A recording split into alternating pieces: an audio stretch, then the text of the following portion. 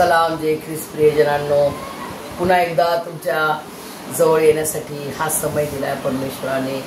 आणि एक महान अशी गोष्ट मला जी महान अशा पवित्र आत्म्याच्याद्वारे देवापाने मला सांगितली आणि ती मला तुम्हाला सांगण्यासाठी हा समय दिलेला आहे की पुष्कळ जणांना, पूर्ण जगामध्ये पुष्कळ लोकांना असं वाटते, सगळे लोक क्रॉस प्रभू येशू ख्रिस्ताचं क्रूसखांब पाहतात आणि त्याला मारलेलं पाहतात प्रियजनांनो, आणि म्हणतात अरे तुमच्या परमेश्वराला लोकांनी मारले।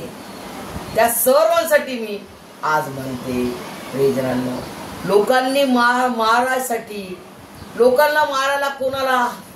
प्रभू येशू ख्रिस्ताला, जो की super power all mighty God आहे, गॉडचा प्रिय पुत्र, तो स्वतः गॉड आहे। त्याला कोण टच करू शकते? नो मायकलाल, जगातला कोणीच मायकलाल प्रभू येशू ख्रिस्ताला, जो की खरा जिवंत देव आहे, त्याला टच करू शकत नाही। परंतु त्यांनी हे का करू दिलं? त्यांनी स्वतःला समर्पित केलं माझ्यासाठी आणि तुमच्यासाठी। मी मार खातो तुमच्यासाठी, मी स्वतःला समर्पित करतो तुमच्यासाठी। त्याचा जन्म पवित्र आत्म्याने झाला, तो पवित्र परमेश्वराचा पवित्र पुत्र म्हणून तो जन्मास आला प्रियजनांनो। आणि त्यांनी जन्म घेतला कुमारिका मरियेच्या द्वारे प्रियजनांनो।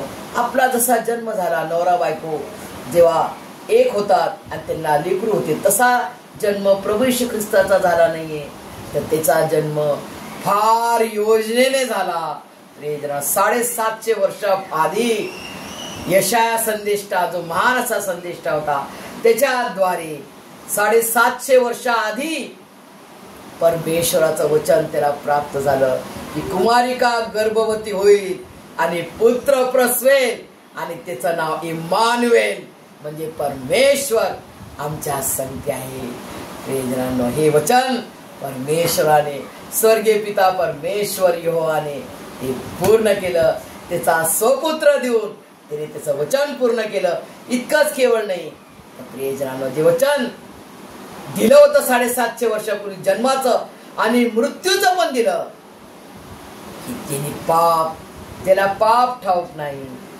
जो पाप, ज्याला माहित नाही पाप काय आहे, असा तो पवित्र परमेश्वर असताना त्याने माझे आणि आपल्या सर्व जगातील लोकांचे पाप आपल्यावर घेतले। पाप विरहित असताना, निष्कलंक पवित्र परमेश्वर असताना त्यांनी माझे आणि आपल्या सर्वांचे पाप त्याच्यावर घेतले आणि स्वतःला समर्पित केले की मी तुमच्यासाठी प्राण देतो। त्या पापाच्या दरीतून तुम्हाला काढण्यास मी स्वतःला समर्पित करतो प्रियजनांनो। अशी अजब अगापी प्रीती त्यांनी करून दाखवली। जे वचन त्यांनी दिलं ते पूर्ण केलं प्रियजनांनो। ते वधस्तंभाचं मरण, ते श्रापित मरण त्यांनी सहन केलं। त्यांनी माझे श्राप, माझे पाप, माझे रोगराई आजार, माझे सारे व्याधी त्यांनी आपल्यावर घेतले प्रियजनांनो। केवळ माझेच नाही तर प्रत्येक मनुष्याचे त्यांनी घेतले प्रियजनांनो। आणि ते दुःखदायी मरण, ते वधस्तंभाचं दुःखदायी मरण, श्रापित मरण माझ्या प्रभू येशू ख्रिस्ताने सहन केलं प्रियजनांनो। तो त्यांनी स्वतः अलाव केलं, त्याला कोणी टच करू शकत नव्हतं। त्याच्या हातात सर्व काही, जग आणि मनुष्य सर्व त्याच्या हातात आहे। तो सर्वांचा निर्माण करता, super power all mighty God असताना त्यांनी त्याचा पॉवर यूज केला नाही।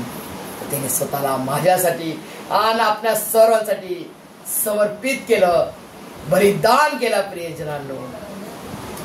कारण बघा, जेव्हा प्रभू येशू ख्रिस्ताला धरतात तेव्हा त्याच्या शिपायाचा कान कचकन प्रेषित पेत्र कापून टाकतो आणि तो कान प्रभू येशू ख्रिस्त उचलतो आणि त्याचा कान लावून देतो प्रियजनांनो। न्यू ब्राईन कान, आणि तो दुश्मन सैनिक प्रभू येशू ख्रिस्ताला धरत आहे प्रियजनांनो, त्या दुश्मन सैनिकाचा कान प्रभू येशू ख्रिस्ताने लावून दिला प्रियजनांनो। तो आपला निर्माण करताय। त्या सैनिकाच्या मनात कसं आलं असेल की मी या व्यक्तीला मी धरत आहे, या प्रभू येशू ख्रिस्ताला मी धरत आहे, माझा कान कापला, कापलेला कान त्यांनी बरा करून दिला. काय हा परमेश्वर आहे? कोण आहे हा? काय हा मनुष्य आहे? कसा हा मनुष्य आहे? कशी याच्यात प्रीती आहे की मी दुश्मन आहे, त्याने माझ्यावर कशी प्रीती केली? प्रियजनांनो, तो देखील विचार करत असेल. प्रियजनांनो, असा आपला परमेश्वर सुपर पॉवर होता, सुपर पॉवर आहे. आणि तो सुपर पॉवर युगान युग राहणारा खरा विजयशाली जिवंत परमेश्वर प्रभू येशू ख्रिस्त आहे. प्रियजनांनो, हे मी तुम्हाला आज छाती ठोक ठोकपणे सांगण्यास आलेले आहे, ठामपणे सांगण्यास आले की त्याला लोकांनी नाही मारले, त्यांनी स्वतःला समर्पित केले. अलाव केलं की मला तुम्ही मारा, मला तुम्ही मारा, मी शिक्षा भोगणार, माझ्या लेकरांसाठी मी शिक्षा भोगणार.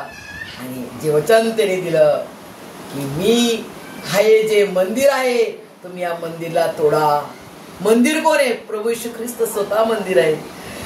स्वतः पवित्र पवित्र परमेश्वर तो स्वतः मंदिर आहे, पवित्र पवित्र मंदिर आहे. तो म्हणतो मला तुम्ही हे मंदिराला तुम्ही तोडा आणि मी 3 दिवसात उभारेन.